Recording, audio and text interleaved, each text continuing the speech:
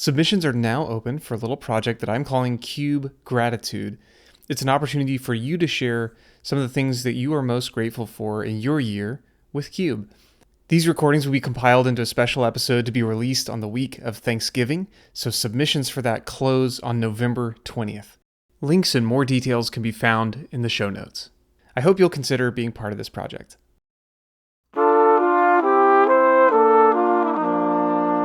Welcome to Recross the Paths. My name is Cade. Today, my guest is John. Welcome, John. Thanks for being here. Thank you for having me. It's a treat to get to sit down and explore not just your cube, but your journey to where you are with this project. I'm really excited to unpack this today. As we get started here, I like to ask before we dive into too many specific details, why cube? You have backgrounds in a lot of other things, expertise in other areas. So why is this something that you're drawn to? It's interesting because I've learned from a lot of other curators that the way that I originally got into Cube is a little bit backwards from how a lot of other people interacted with it. That's what you love to hear. Yeah. A lot of, Magic players, when they talk about getting to Cube, they talk about having a long experience with a constructed format or having a long and loving relationship with limited and wanting to really bottle that experience. And at least when I first sort of sat down with the idea of Cube and started writing it up in an Excel spreadsheet, it was from a very selfish place of, well, I don't really like draft or sealed. And so I'm going to sort of fix it so that the cards that I like are the good cards and the cards I don't like aren't there. Okay, so it's like, what about it was not to your liking, you think? From the outset of starting to play Magic in 2018, 2019, the things that I was immediately drawn to, the kinds of Magic that I wanted to interact with, were so far below the pale, so sort of off the radar of what was going on in competitive constructed or the kind of cards that were good in your average limited environment, that I wanted to have somewhere to play the cards that I was like, oh, this is very interesting to me and it's not very good. So you're like, you can keep your siege rhinos and your questing beasts. Like, I need a space over here. Yeah. I've talked to people about one of the first sort of muses that I had when I was starting playing the game, which was the idea of putting Journey to Eternity on a Stitcher's supplier so that I could like reanimate a big Palaka worm, because surely nobody could beat that. And the answer is it was very easy to beat that, because if you invest a bunch of resources in putting a Journey to Eternity on a Stitcher supplier, you can just get lava coiled to death, and then you are sent back to last week. And that's the reason that nobody was playing that. Yeah, it's one of those that the deck looks so good on paper, and then you remember that your opponent can run literally any interaction, and suddenly the house of That's cards yeah. falls Any apart. any interaction that doesn't literally say the word destroy and it's rendered irrelevant. They could bounce it. They could do anything else. So that's really interesting that your fix then wasn't like, I'm going to go either find a commander pod or something that could be expressed that way, but the That cube was the that was outlet. what I did initially. Is I went and played Commander for a year or so. And what I found was there were also cards in my collection that I really liked that also did not scale to Commander. Like Palaka Worm, huh? Yeah, I mean, there's a home for Palaka Worm for sure. There's a particular kind of Golgari list that you could make where you could run Palaka Worm in it, but even then, it's like, well, surely you could find a spicier 9 drop or whatever Palaka Worm is than if you're playing 4-player EDH. So no shortage of that for sure. Yeah. So then Commander didn't scratch the itch the way you wanted. I mean, it did to a certain degree, but there are just different kinds of cards that it's well suited to exploring. And Cube, I wanted to have a different experience of the cards that were scaled for heads up magic, that were for leaner life formats.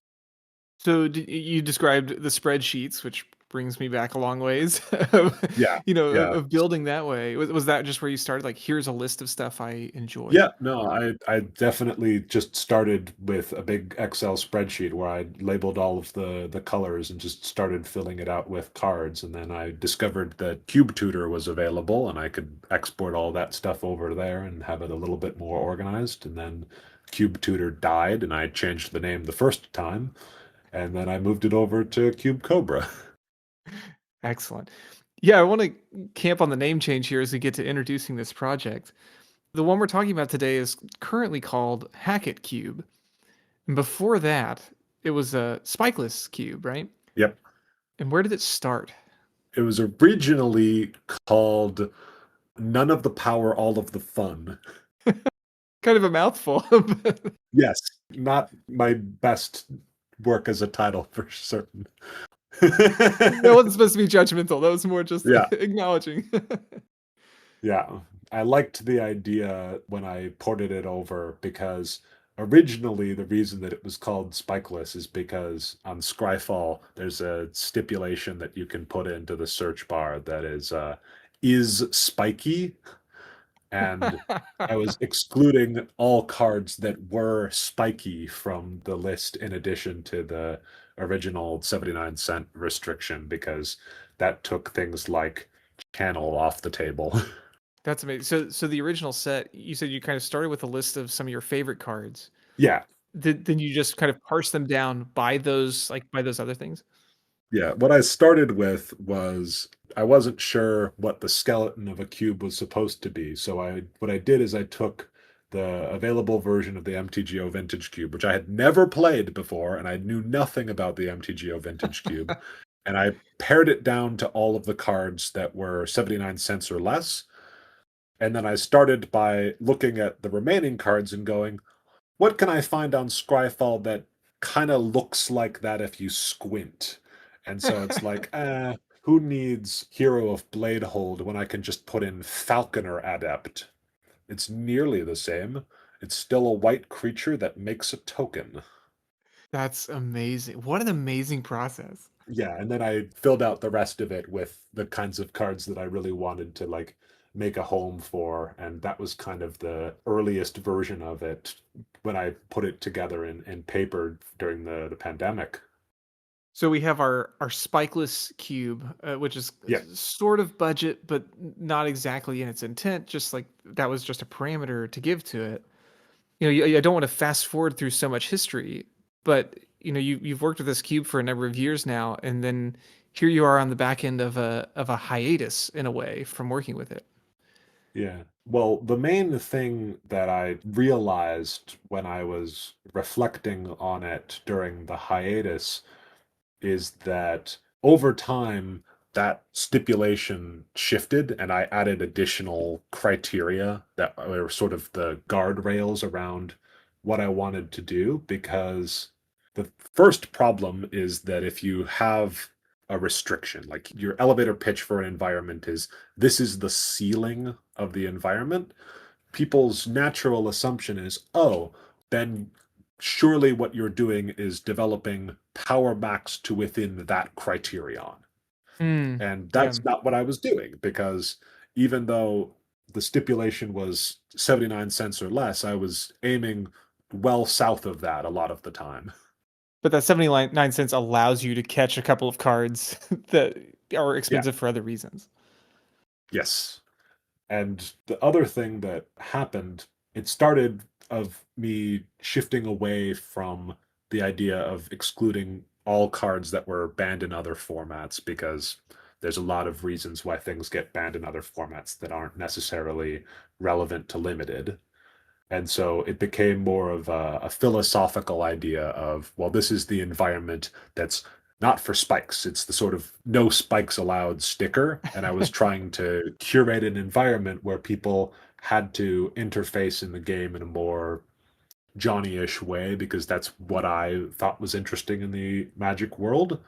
And as I gradually shifted hats, because I went from just having this as a project that I was sort of tinkering on for myself to trying to develop a community in London, in West London, to play Cube with, it became, well, actually, what I really want to do is make the best version of this kind of idea where the people that I'm going to be playing with are also able to have a good time and play within the bounds that I've constructed.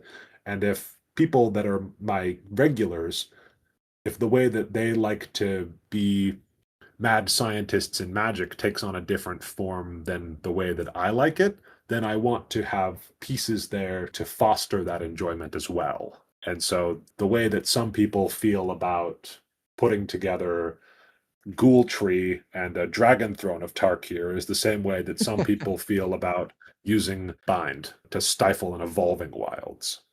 Do you think it's actually possible to eliminate the spikiness from something like that? Like, couldn't somebody take any No, environment and try to, to, like I find mean, enjoyment from winning? the thing is, I tried that for a while where I was really trying to make it like if you were just focusing on drafting the hard way and taking the good cards, that I wanted it to be that the synergistic strategies would be able to snowball over bare stat lines and efficient removal. And the problem is that it doesn't work because if you're a sufficiently skilled enough drafter, you're going to find the cards that are even marginally better than the average and the interaction that's marginally better than the average, and you're going to be able to combine them in a way that makes a good deck. When I took the cube to CubeCon 2, the winningest card in the environment at that time was Savage Lands because taking fixing and junding them out is just good and Turns it out, just yeah. works. So you've had these philosophies that you've, I don't know, wrestled with, maybe too heavy a term, but like that you've engaged with over the Yeah. life of the project. How would you give an elevator pitch for a Hackett Cube now, where it is? Yeah, I think that the real thing that I want to aim for is to not talk about it in terms of the restrictions and to keep those kind of under the hood and just be like, this is a curated chaos environment where there's lots of weird, not very good cards from throughout Magic's history that combine to showcase the interesting power and cool synergies that are possible with these bulk rares and draft chaff cards and the constructed playables of bygone eras. John, I love the descriptor of curated chaos. That's that's really delightful. You know, Yeah. there's a quote in your overview that has stuck with me that you were talking about the cards that you've included in some cases because they didn't have homes elsewhere, or like there are these elements about where the cards fit. And I love the line, what matters is that they have no home now. Kind of the home for wayward bulk rares or something that Yeah. we're giving them a place to shine that they wouldn't otherwise have. I recently got to take the cube out for a spin for the first time after the hiatus with a new playgroup. And I had the exact kind of reaction that I wanted because we had four people sitting around doing a houseman. And so there was a bunch of cards in the middle. And somebody who had just walked in, who was sort of late to Commander, was walking over and asking what we were doing and explaining that we were drafting. And he sort of looked at the pile in the middle and said, so are these just like random cards that you just had lying around? And the guy who's sitting next to him says, no, these are all very deliberate. I love that. Yeah. John, do you think of this cube as jank? Yes. So, okay, so I was wondering if that's like an insulting term or if that's something you would treat as like a badge of honor. No, yeah, no. Regardless of my magic endeavors, I like being able to find cards that are sort of dismissed as being bad cards and figuring out how to rehome them in a way that they're a valuable piece of the strategy. In finding homes for cards like that, how do you manage something like power level when cards are generally going to be less streamlined than some of the more popular options? Yeah, I think the main thing that I've sort of developed and the reason why I've created this sort of side test bed where I can sit and tinker with it in more widespread destructive ways is because The main thing that I want to do is to keep track of the cards that I want to keep playable. And this was a problem when I was sort of pursuing the idea of letting it be the most powerful cards within the 79-cent restriction, is that as the game naturally got more complex and more powerful, a lot of the original cards that I really wanted to make a home for kind of got pushed out. And the cards that they got replaced with, I didn't feel as strongly about. Hmm. And then it kind of moves. I don't know if it's mechanical, but it moves to the space that's not what it was originally about. Yeah. I think the greatest level up moment for the cube came from one of the regulars in the West London playgroup, who was also a cube curator, who came in to the shop one day and just handed me a copy of Hibernation's End from Cold Snap, and he said, "Make it work." First cumulative upkeep card on there, or Yeah, I had dabbled with Jotun Grunt, and I've since put Jotun Grunt back in so that I could excellent. have a couple of different cumulative upkeep cards. And there are some cards that I'm personally a big fan of that I've thought about putting in that also have cumulative upkeep. It's a mechanic that is, for as widely disliked as it is, there are an abnormally large number of cards with that mechanic that I like. So your friend said, like, "Hey, put this in, basically make it work." Yeah, So I'm guessing you just did. I did. Yeah. The pointless cube, I sort of tore down the entire list from the beginning and rebuilt it with the cards that I wanted to keep, but building around, well, what do I have to add or remove to make Hibernation's End fit into this? A wild question. Yeah. So, and we've mentioned it there, but pointless and spikeless, I appreciate that those are kind of synonyms and kind of different in some ways. Tell me about the pointless cube and how that fits into the ecosystem of now the Hackett Cube. Yeah. Some people really like the maybe board and are able to keep their thoughts organized with a maybe board. For me, I like being able to just have a comparative list where I can say, well, what would happen if I did X and make 200 changes and stand back and look at it and go, nah, This is the proper testing ground. This is the canvas that you can destroy before you go and paint on the real one. yeah. And it's very low commitment. I don't spend a lot of time thinking about why this card, why that card, because those are the kinds of things that I save for when I'm actually sort of moving it back into the main environment. Is the pointless cube exclusively digital, or is that something you own in paper as well? It's exclusively digital. It's just a testing ground copy of the main cube just for me to poke around in. Does it get kind of reset each time? So like, here's the base list and here's the thing I want to test, or is it just constantly in flux, the same as the main list? So when I port the pointless cube changes over to the main cube, I update it to be consistent with the main list, and then I will just then go back to doing whatever with it.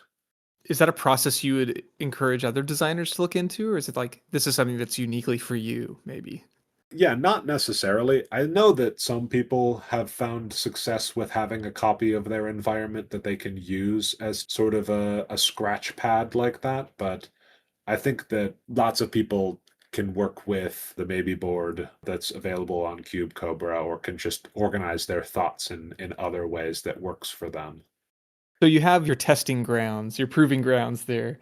And then thinking about power level for something like Hackett, is it mostly, like you said, making sure that certain cards can work? Is it trying out full archetypes? Like, what does that look like?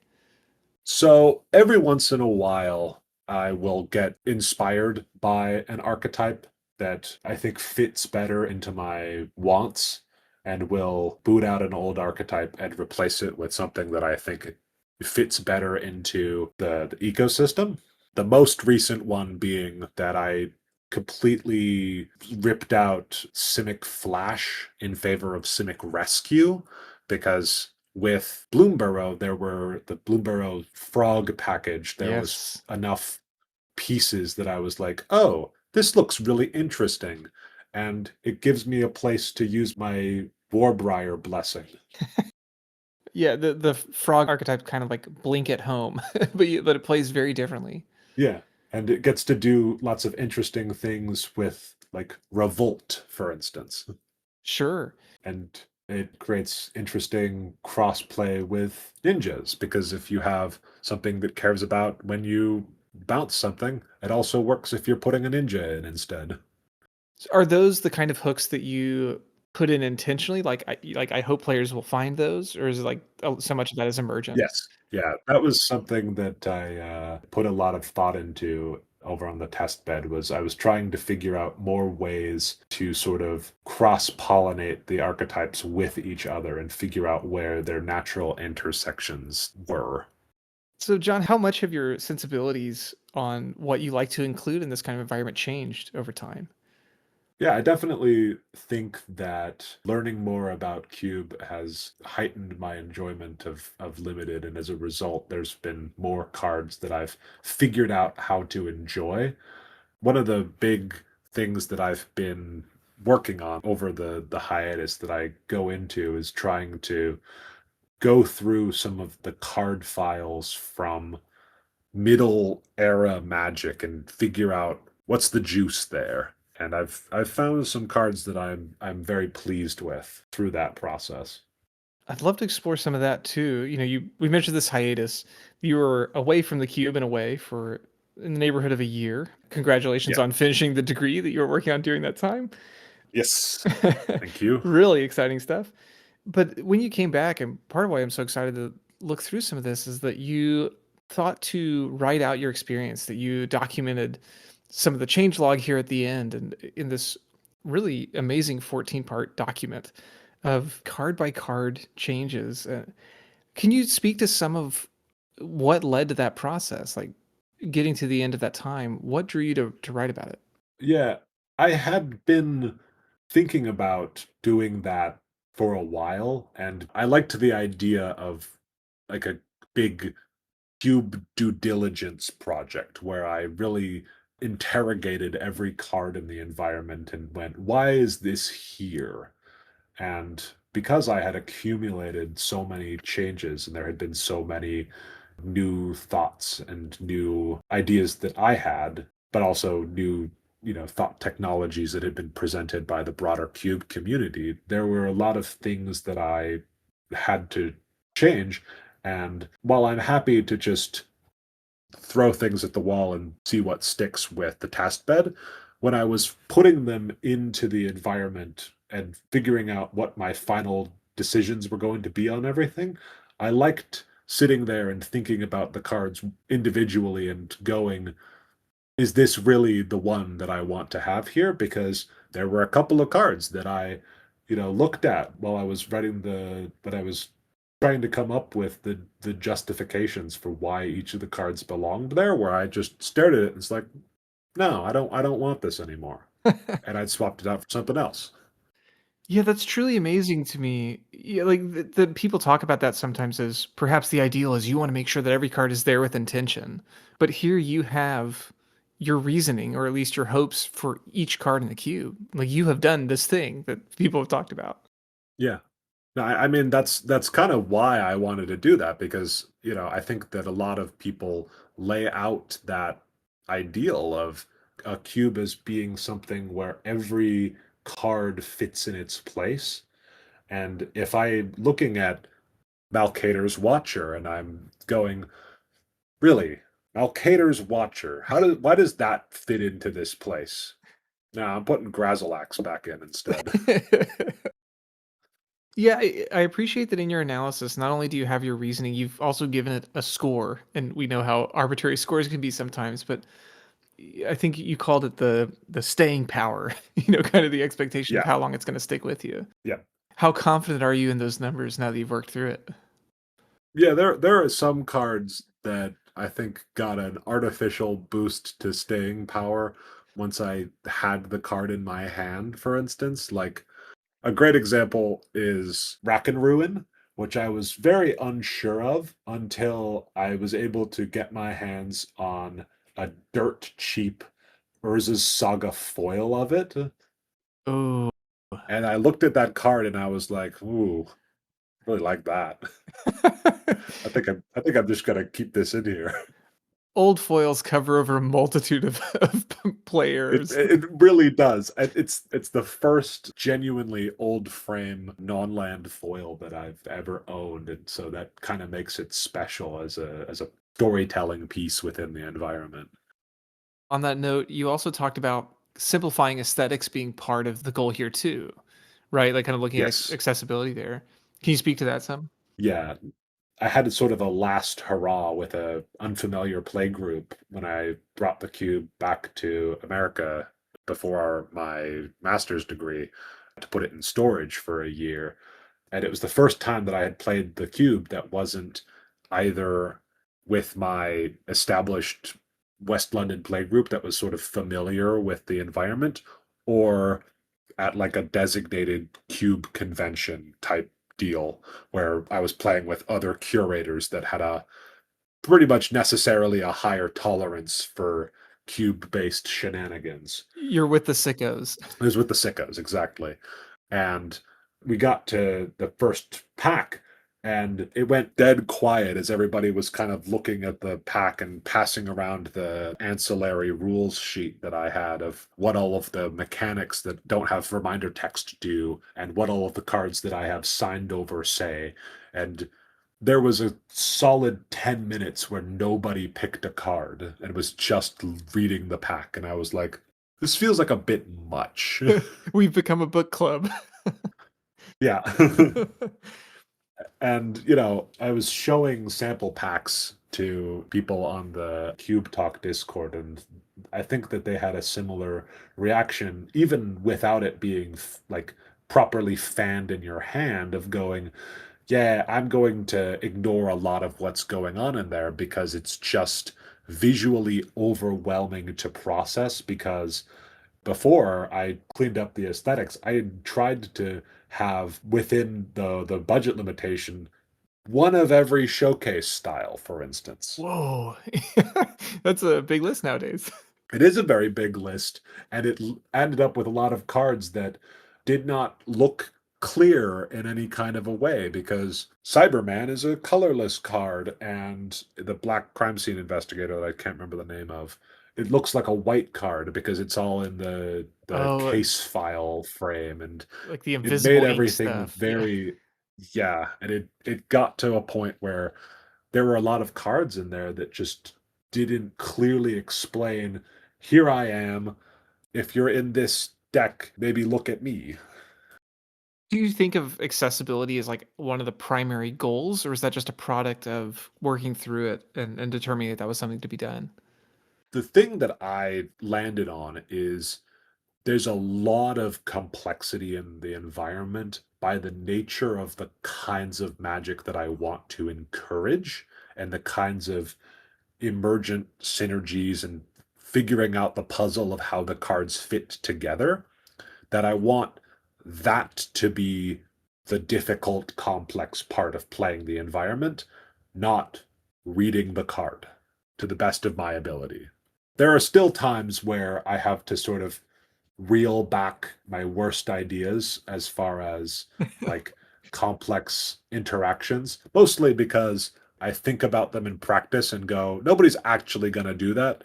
A great example is something like Drana Liberator of Malakir. Sure. I was very interested in the potential of putting Drana Liberator of Malakir in the environment, because I think that the interaction between Drana Liberator of Malakir and Covert Technician is very cool. That's like peak Hackett to me. That's exactly the kind of magic that I want to be encouraging, and it would never happen. Because 99% of the time, if you have drawn a Liberator of Malakir, you're just going to go wide and brutalize your opponent with a bunch of counters. Yeah, that's right. There are all these mechanical hooks that you can think about while you're just attacking for 3 in the air every turn. Yeah, yes. Or that. Like, Drana on power level and on rate is so far above what my three drops are doing most of the time that it's just going to be a good card to bludgeon your opponent with over and over again. And you don't even need to think about, well, this does a cool thing with Covert Technician. Yeah, right. No, If I want to do a cool thing with Covert Technician, the correct answer is to run Gurmag Swiftwing and let somebody figure out that they can get an extra point of damage in, or maybe a couple extra if they're clever with pump spells and or equipment.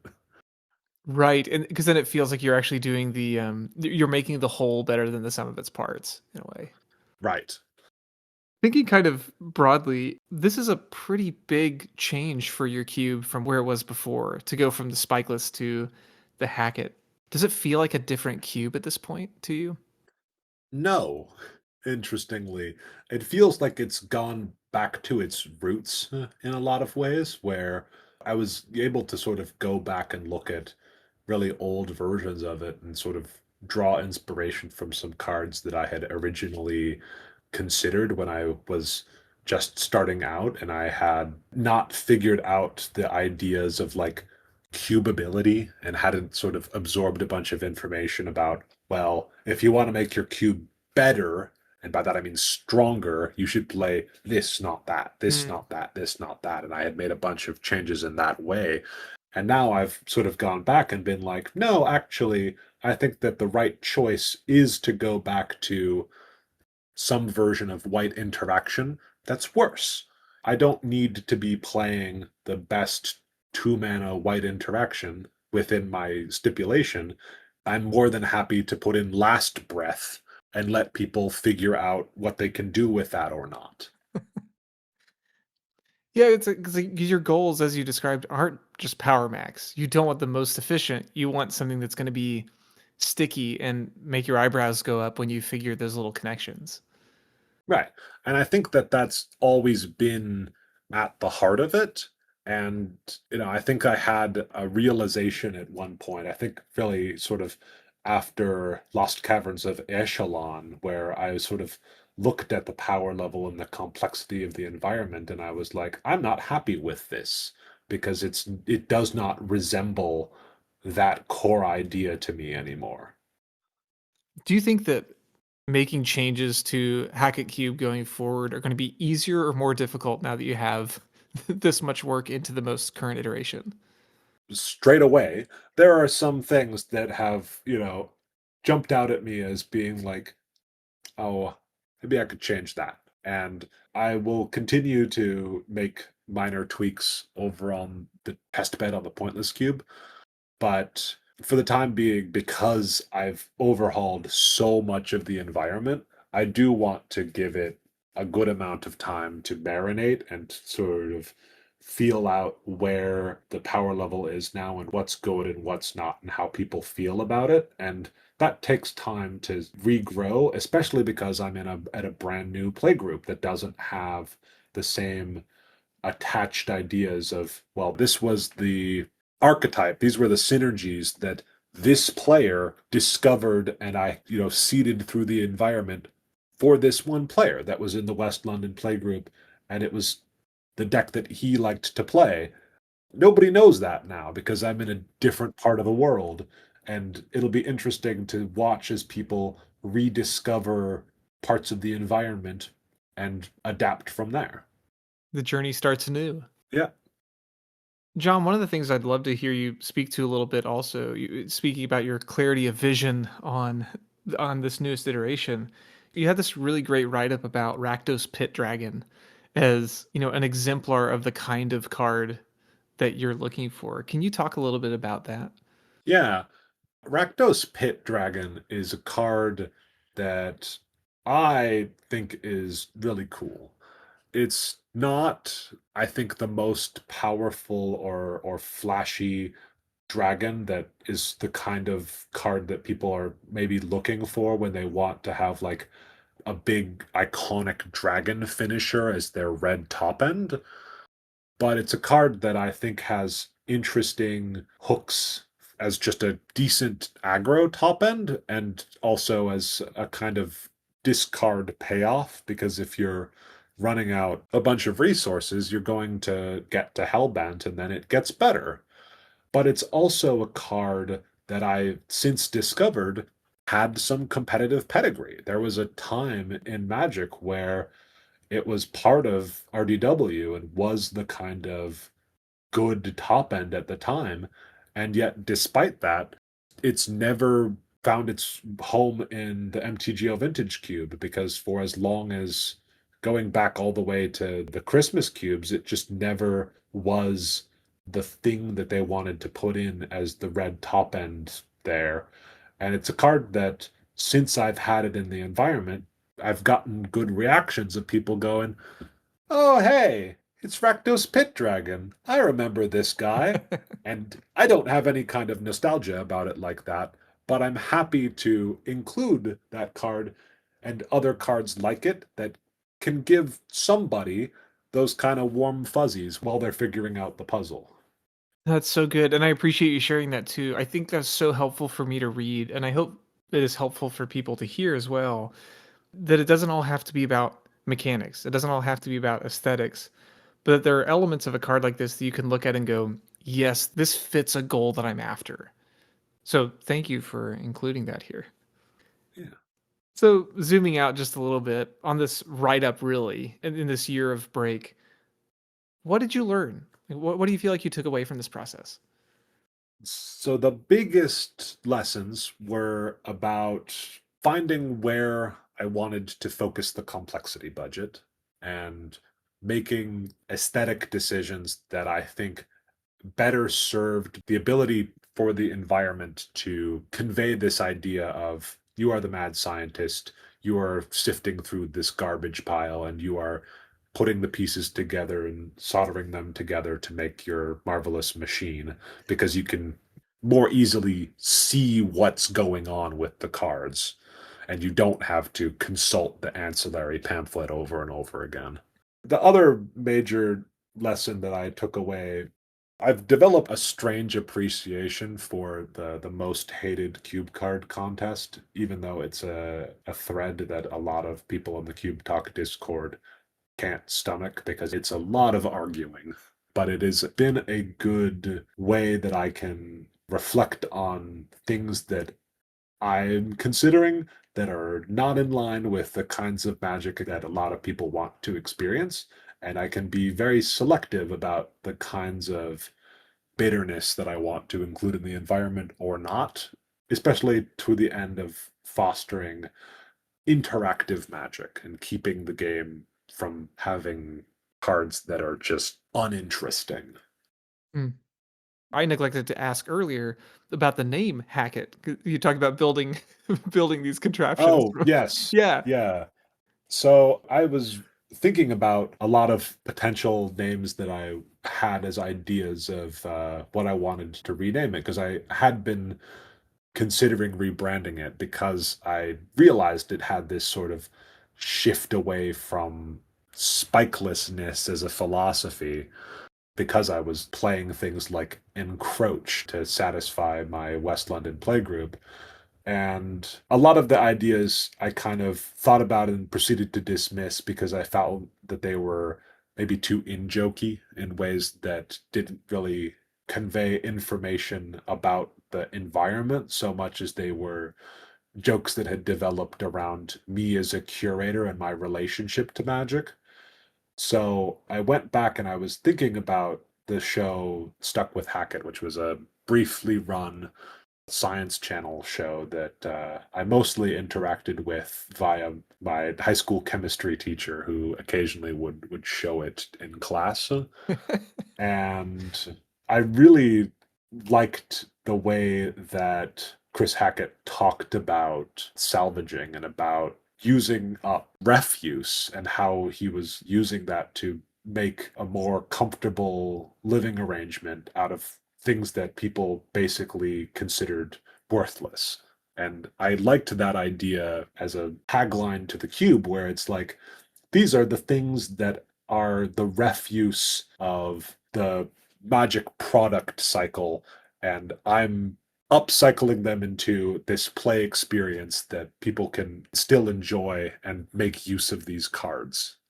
I love the image there because I did a little bit of research into the show. Yeah, I love the description that I'm trying to remember how they described it is that they occasionally worked well or that some of Yeah. them were dangerously successful. Like I think he tried to make some alternate power sources out of some particular garbage at one point. Yes. But I love the idea that the outcomes are not always clean and clear, and there's so much learning along the way. But it seems to really just strike the chord of what you're aiming for here. Yeah, there are some things that he did in the process of like putting together his machine shop hamburger that are not advisable. Like the kind of show that probably would get made today. No, and I think that's why it ran for one season because you know, I thought it was very funny, and clearly my high school chemistry teacher thought it was very funny, the idea of very fast food and cooking your hamburger by surrounding it in molten thermite, but maybe the network didn't. Yeah, the big "Don't try this at home" flashing across the screen all Yes. the time. The Science Channel was very explicit about that, but Mythbusters ran for however long, and Chris Hackett, got a season. What a loss, really. Yeah. John, do you think you could see yourself doing something like this again, or do you think this is kind of a one and done approach to making these kind of adjustments? Yeah, it was a lot of work. I probably will get back into a more normal rhythm of making changes. And I also anticipate that the pace of changes won't be as drastic because I think that I've gotten a lot happier with where I'm at with a lot of the ideas in the environment. My big sort of outstanding white whale at the moment is still Selesnya because Selesnya continues to not do things that I'm interested in a lot of the time. You don't want mounts? I don't understand. Mounts are interesting. There is some juice there, but I'm not sure about that one. As you're thinking about Hackett Cube, you've already hit on so much of it, but what advice would you want to make sure that other designers or players take away from your experience here? The thing that I've found the most valuable and the thing that I would encourage other people to do is to keep sight of their pet cards, the cards that they really love and want to make the star of the show in whatever capacity that is. Lots of people have the good fortune of their favorite cards happen to be the very good cards, and then they can curate around that. My favorite card is Ragavan, and that then you can work from there. It's very easy. But if your favorite card is Sewers of Astark, I think that that's a great starting point, and there's lots and lots of interesting things that you can do to build an environment around Sewers of Astark, but you have to keep in mind that there's going to be a power level that is appropriate to play that card that's not going to include lots and lots of contemporary magic, for instance. Yeah. Hey, if your favorite magic card is Sewers of Estark, let's talk. I'm very interested in the cube you're going to build. Well, John, as we are trending toward wrapping up here, I do get to ask you one of my favorite questions to kind of tie things off. If you could have any card printed as a promo, what card would you pick and who would you have do the illustration? So prior to playing Magic, I played Yu-Gi-Oh for a long time, and during that time, I had seen Magic a couple of times, and it sort of didn't appeal to me yet. And part of that was I think that a lot of that middle era Magic, as I talk about it, which I refer to as sort of Alara to about Origins, a lot of the cards there, I think people are very nostalgic about, but some of them are very dark and muddy to me in ways that I don't find as appealing as either very clear old art or some of the more like clear, evocative card arts that have emerged in contemporary Magic. And one of the ones that I thought of when I was thinking about this and looking through the visual spoiler for Hackett was the card World Queller. Yeah, yeah. And I really love World Queller. It's a super cool card, and it's a very strange design where it's this kind of white braids effect. Yeah, like the symmetrical sacrifice kind of martyr's bond Yeah, things. yeah, it's very interesting to me, and I like it as a white top end. but the art does not do it for me because it just kind of looks like it could be a random earth elemental. He doesn't even have the same appeal as like really classic earth elemental where it's a sort of, stout rock dude. Round is a shape if he's in shape. And so I was thinking that, if I could have any kind of promo, I'd really like World Queller to reappear with like a new sort of realization and a new interpretation on it. And in particular, I really liked the idea of it being done by somebody who has very evocative sort of shapes and things and forms. And I was thinking about World Queller by Rovina Kai. Okay. Rovina Kai has become one of my more favorite, relatively recent magic artists. The way that they do shapes and colors on the art, I think is really, really cool. And I think that they could do a really good job with showing what's a world queller. How is it quelling a world? This is a great choice. I believe Ravenna did the secret lair. It looks like storybook pages of sorts. There's really striking. Yeah. They've done a bunch of cool arts that I really like, starting with a bunch of things from the Strixhaven Mystical Archive, but as recently as Weft Walking out of Edge of Eternities, which is one of my favorite cards from that set, both artistically and also just as a design, because it does exactly the kind of thing I really want a mythic to do. It gets your gears turning. It really does, because there's no way in my environment to do anything sneaky with it. So you kind of got to figure out how to work with it. And I like that because they don't make a lot of those these days. And Ravenna's art on that is really amazing. Yeah, the Yeah. parallel globes and the I don't know diffusing between them. It's really sweet. Yeah. Well, great choice. Well, John, this has been such a treat. Really a pleasure for me to get to hear so much of your thoughts on this project. If folks want to learn more about Hackett or follow up with any of your other projects or just get in touch, where should we point them? I'm very active in the Cube Talk Discord, but the Hackett Cube also, there's a lot of blog posts on there, and if people want to read through 14 parts of ramblings or just skip to the end and read the Tilder, I'm interested if anybody actually has any thoughts about any of that and wants to say hello. Other than that, the next thing that I'm going to be working on once I get a hold of my computer again will be resuming work on the Final Fantasy VI cube, which I've been thinking about for about as long as Hackett. Excellent. And I know we've talked about your write ups for this most recent season of Hackett Cube, but your writing has been stellar throughout. There's a lot to explore all the way back and then up to the present day of editions. So I encourage folks to go check that out as more to explore. Yeah. Thank you for saying that. Well, John, thank you so much again for taking the time to do this. It's a treat to get to share these moments, and thank you for sharing your cube with me and with us. I hope it's not too long before we get to connect again, and I appreciate your time. Yeah, thank you very much. It's been a joy getting to talk about it.